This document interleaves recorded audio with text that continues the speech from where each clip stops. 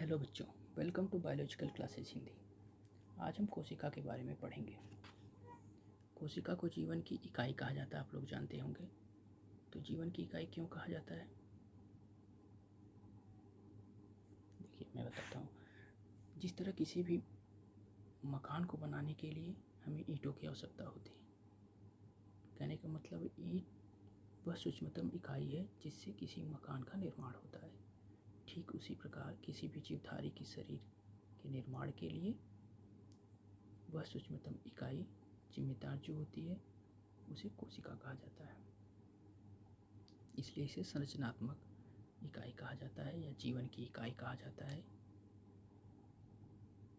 इसे क्रियात्मक इकाई भी कहा जाता है। क्रियात्मक इकाई हम जानते हैं कि शरीर की सभी उपापचयी क्रियाएं, शरीर की सभी जैविक क्रियाएं कोशिका द्वारा ही संपादित की जाती हैं।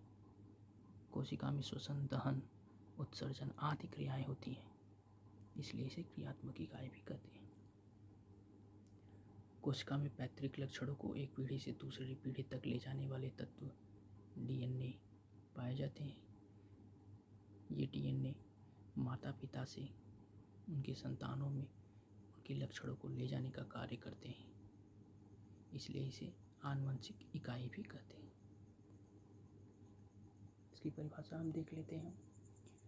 कोशिका को जीवन की संरचनात्मक, क्रियात्मक तथा आनुवंशिक इकाई अथवा जीवन की आधारभूत इकाई कहते हैं। अब हम कोशिका की इतिहास के बारे में देखते हैं। कोशिका की खोज सर्वप्रथम रॉबर्ट हुक ने किया था। कब किया था? 1665 में। 1665 में इन्होंने कोशिका की खोज की थी। किसमें किया था? कार्क में। कार्क लकड़ी का टुकड़ा जिसे किसी भी बोतलों को बंद करने के लिए इस्तेमाल किया जाता है, उसकी स्लाइड को इन्होंने काटा और अपने द्वारा निर्मित सूक्ष्मदर्शी से देखा। उसकी क्षमता क्या थी? उसकी क्षमता 22 गुना किसी भी चीज़ को बड़ा करके देख सकती थी। उसमें इन्होंने क्या देखा? मधुमक्खी के छत्ते के समान छोटी छोटी अनेक संरचनाएं देखी इन्होंने। मधुमक्खी के छत्ते के समान छोटी छोटी अनेक संरचनाएं देखी, जिसे इन्होंने क्या कहा? सेलुला कहा। जिसे इन्होंने सेलुला कहा। बाद में इसे सेल कहा जाने लगा। सर एंटोनी वॉन लेवेनहॉक ने अनेक सूक्ष्मजीवों को देखा सूक्ष्मदर्शी की सहायता से। उसमें इन्होंने एक कोशिकीय जंतुओं को देखा, जीवाणुओं को देखा, डायटम्स को देखा। ये इन्होंने 1674 में इन्होंने अनेक सूक्ष्म जीवों को, एक कोशिकीय जीवों को, जीवाणुओं को, बैक्टीरिया जिसे कहते हैं, उसे देखा। उसके बाद हम देख रहे हैं पादप कोशिका के बारे में। मैल्पिघी ने व इनके मित्र एनक्रियो ने मिलकर पादप कोशिका का अध्ययन किया। इसमें इन्होंने ऊतकों का भी अध्ययन किया। 1682 ईस्वी में 1682 ईस्वी में इन्होंने पादप कोशिका का अध्ययन किया। पादप कोशिका के बारे में हम आने वाले वीडियो में पढ़ेंगे, डिटेल में पढ़ेंगे। पादप कोशिकाएं क्या होती हैं, कैसे बनती हैं, इसमें कौन कौन से कोशिकांग पाए जाते हैं, इनके कार्य क्या होते हैं, क्या लक्षण पादप कोशिकाएं, जंतु कोशिका होते हैं। इन्हें आने वाली वीडियो में इसके बारे में पढ़ने वाले। कोशिका सिद्धांत। मैथियस लीडन व इनके मित्र थियोडर स्वान ने 3 सिद्धांत दिया। इन्होंने 1838 में व 1839 में 1838 व 1839 में इन्होंने कोशिका का सिद्धांत दिया। पहला सिद्धांत क्या है? पहला सिद्धांत ये है, रचनात्मक इकाई। सभी जीवों का शरीर एक या अनेक कोशिकाओं से मिलकर बना होता है, अतः कोशिका को रचनात्मक इकाई कहते हैं। दूसरा तीसरा है क्रियात्मक इकाई। हम जानते हैं कि शरीर की सभी क्रियाएं कोशिकाओं द्वारा संपादित होती हैं, जैसे हमने अभी बताया दहन, उत्सर्जन या फिर ऊर्जा शरीर को प्रदान करनी है, वो सब क्रियाएं जो है कोशिकाओं द्वारा ही संपादित किया जाता है, इसलिए इसे क्रियात्मक इकाई कहा जाता है। ये दूसरा है और ये पहला, ये दूसरा ये पहला। और तीसरा हमारा है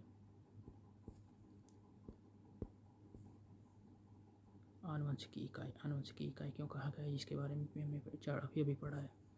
कोशिका के प्रकार क्या होते हैं, हम देखते हैं कोशिका के प्रकार। कोशिका दो प्रकार की होती है, prokaryotic cell, eukaryotic cell. Prokaryotic cell क्या होती है? प्रो का अर्थ हुआ इसमें प्रिमिटिव, अंग्रेजी में प्रोकैरियोटिक हम पढ़ेंगे तो प्रो का अर्थ हुआ प्रिमिटिव, प्रिमिटिव का अर्थ हुआ आद्य, कैरियन, कैरियन का अर्थ हुआ न्यूक्लियस। कहने का मतलब ऐसे न्यूक्लियस युक्त कोशिकाएं जिसमें ट्रू न्यूक्लियस, जिसे ऐसे न्यूक्लियस जिसकी कोशिका कला नहीं होती है, जो पूरी तरह से कोशिका द्रव्य में फैले हुए होते हैं, इस तरह की कोशिकाओं को हम प्रोकैरियोटिक कोशिकाएं कहते हैं। आद्य कोशिका भी इसे कहते हैं क्योंकि ये सबसे पहले बनी थी, इसलिए इसे आद्य कोशिका भी कहते हैं। ये अल्प विकसित होती है।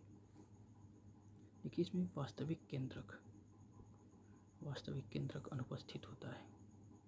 वास्तविक केंद्रक क्या होता है? इस तरह से संरचनाएं होती हैं, इसमें डीएनए, ऐसे टेढ़ा टेढ़ा डीएनए पाया जाता है, केंद्रिका पाई जाती है, और ये कोशिका कला होती है। ये कोशिका कला होती है, सॉरी केंद्रक कला, केंद्रक कला, ये सब इसमें अनुपस्थित होते हैं, इसलिए इसे कहते हैं इसमें असत्य केंद्रक पाए जाते हैं, या कहते हैं सत्य केंद्रक नहीं पाए जाते हैं। इनमें राइबोसोम्स जो है एटीएस टाइप का होता है। राइबोसोम्स क्या होता है, इसके बारे में हम आगे सेल ऑर्गेनेल से जब पढ़ेंगे तो उसी के बारे में पढ़ेंगे। गाल्जी बॉडी अनुपस्थित होता है, ये गाल्जी बॉडी अनुपस्थित होता है। माइटोकॉन्ड्रिया अनुपस्थित होती है। अंतःप्रतिपी जालिका एंडोप्लाज्मिक रेटिकुलम अनुपस्थित होता है। प्रोकैरियोटिक क्या होते हैं? प्रोकैरियोटिक, इसके बारे में हमने अभी भी पढ़ा। यूकैरियोटिक, माफ करिएगा, यूकैरियोटिक सेल। यूकैरियन का मतलब होता है यू मतलब ट्रू, कैरियन माने केंद्रक। तो ऐसे कोशिकाएं जिसमें सत्य केंद्रक पाया जाता है उसे प्रोकैरियोटिक सेल्स कहते हैं। ये पूर्ण विकसित होते हैं, कोशिका भित्ति द्वारा घिरी होती है।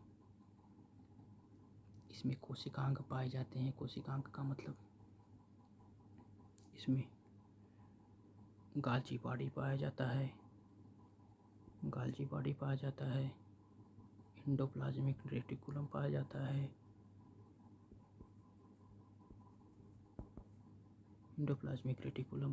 है, एटीएस टाइप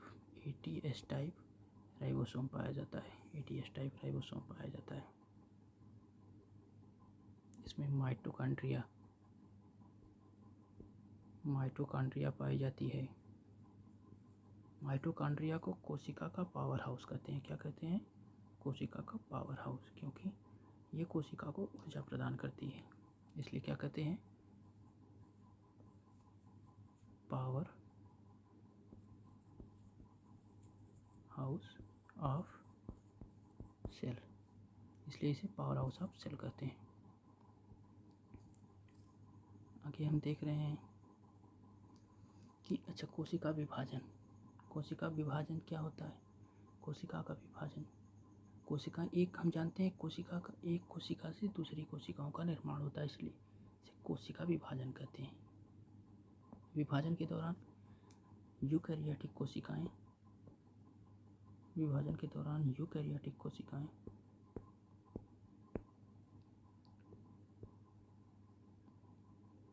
इस तरह की संरचना बना लेती हैं। आगे की तरफ ये छोटी हो जाती हैं,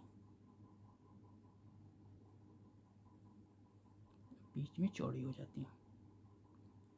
इस तरह की, माफ करिएगा सही से बन नहीं पा रहा है, इस तरह की। फिर धीरे धीरे ये इस तरह की संरचनाएं बना लेती हैं,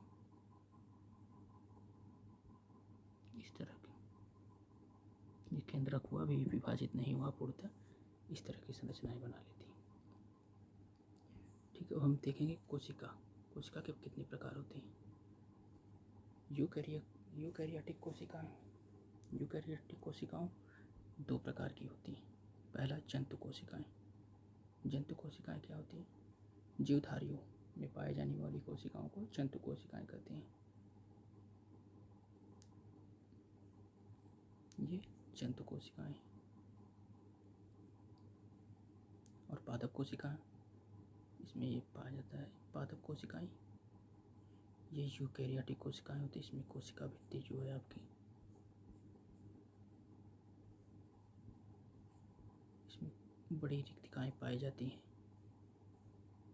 इसकी कोशिका भित्ति जो है सेलुलोज की बनी होती है, सेलुलोज की बनी होती है इसकी कोशिका भित्ति। ठीक है, आज हम इतना ही पढ़ते हैं। अगले लेक्चर में हम जंतु कोशिकाएं, वनस्पति कोशिकाएं अर्थात पादप कोशिकाओं के बारे में पढ़ेंगे, उसके बारे में, उसके अंतर के बारे में पढ़ेंगे। तब तक के लिए धन्यवाद।